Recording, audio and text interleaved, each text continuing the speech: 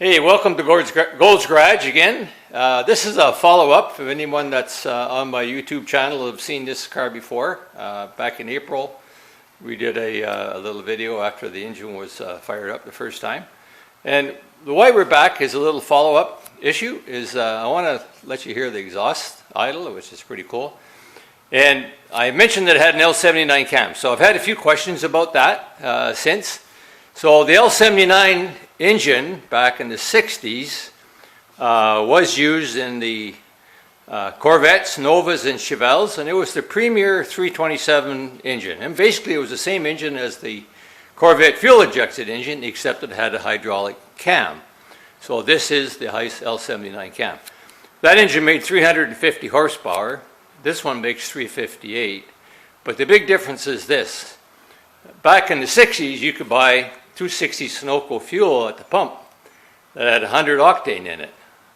And so as a result, those engines had 11-to-1 compression ratio.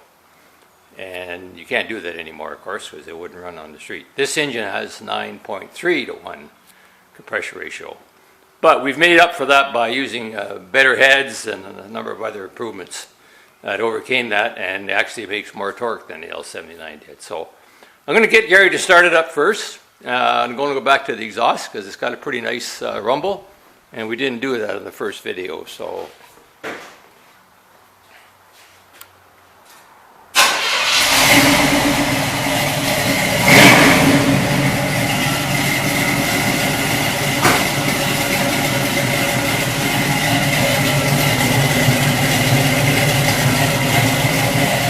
okay, Gary.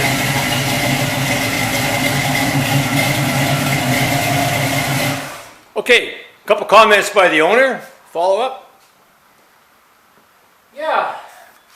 Hello again. Thanks again to Alan and his very precise work around this car. I'm totally tickled. We got 550 or 60 miles on it.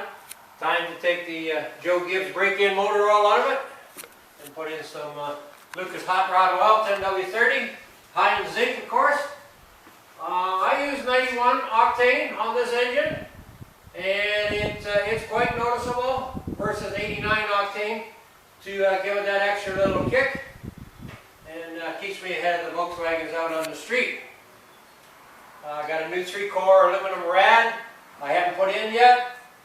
This car runs at 190 on the heat all day long, so there's no issues with the rad.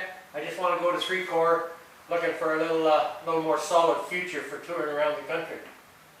I failed to mention in the earlier video that I had put a 700R4 overdrive transmission, 4-speed overdrive transmission in this car. Dan, my friend out at Lobo, built that for me. A good builder. It's a 373 rear end.